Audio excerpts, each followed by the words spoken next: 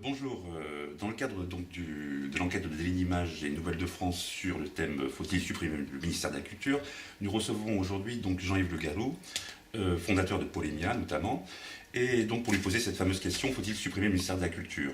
Alors d'abord, quel est votre sentiment sur le ministère de la Culture, son fonctionnement actuellement?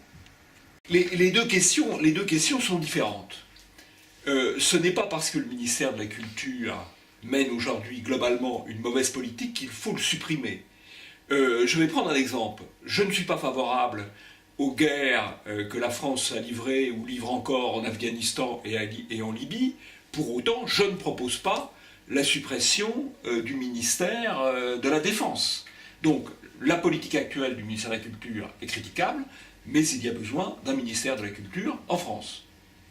Oui, mais alors, pourquoi faut-il donc justement garder le ministère de la Culture, à votre avis? Quelle perspective vous vous offrez? Eh bien, je pense qu'une société européenne équilibrée et harmonieuse doit distinguer et hiérarchiser trois grandes fonctions. La fonction de souveraineté, la fonction de défense, la fonction de production. La fonction de souveraineté, qu'est-ce qu'il y a dedans? Eh bien, il y a dedans le pouvoir politique, il y a dedans le religieux, il y a le symbolique. Et dans le symbolique, on trouve évidemment le patrimoine et la culture, et l'art aussi. Et d'ailleurs, si vous regardez le patrimoine français, l'art français, il est à 80 ou 90% l'art, en partie de l'Église, en partie de l'État. Chambord, Versailles, c'est pas le secteur privé qui l'ont construit, c'est l'État. Alors on va me dire, on n'a peut-être pas Louis XIV ou François Ier aujourd'hui, c'est regrettable, mais c'est en tout cas cela qu'il faut reconstituer.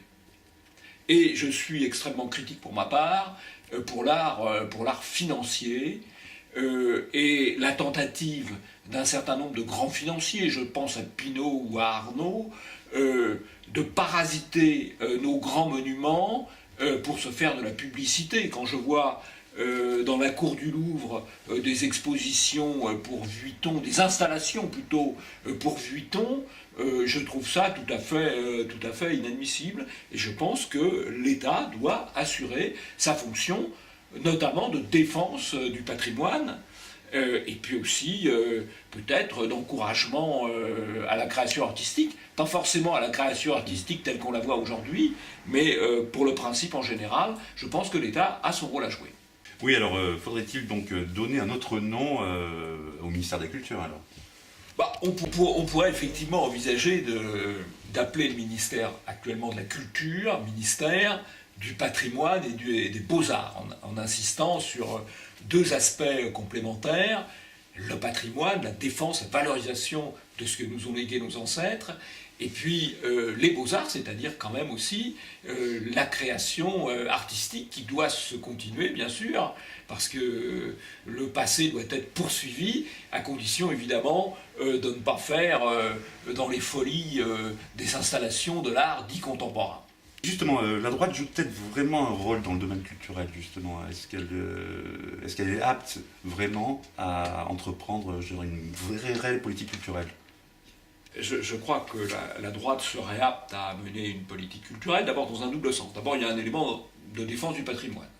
Ça, c'est quelque chose de très important. C'est d'ailleurs une activité, quand vous regardez quelles sont les directions du ministère de la Culture aujourd'hui, vous avez quand même le patrimoine, vous avez les archives, vous avez les architectes des bâtiments de France, qui évitent quand même un certain nombre d'horreurs. Donc ça c'est un élément qu'il faut évidemment maintenir. Alors, il n'y a pas que cela.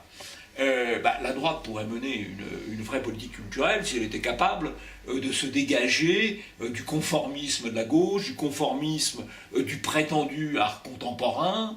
Bien sûr, il faut d'abord que les esprits se libèrent pour remettre de la diversité dans ce domaine. Il y a tout un art que Aude de Queiroz appelle l'art caché, qui mériterait peut-être d'avoir davantage de sens, d'apparaître à la vue du public. Donc oui, il y a des possibilités tout à fait importantes, mais ça dépend ce qu'on appelle la droite. Si on appelle la droite M. Frédéric Mitterrand parce qu'il est ministre de M. Sarkozy, c'est peut-être pas très sérieux. Vous seriez donc ministre de la Culture.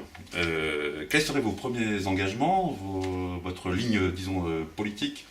Votre hypothèse me paraît assez peu probable, mais enfin je veux bien répondre. Je pense qu'il faut passer d'un art de rupture, où on encourage tout ce qui est en rupture avec notre histoire, notre passé, nos traditions, à un art d'enracinement qui reprend, qui réactualise toutes les sources de nos traditions culturelles, nationales, religieuses, et qui les revivifie. Voilà. Donc passer de la rupture à l'enracinement. Et à partir de là, laisser évidemment toute la liberté s'exprimer.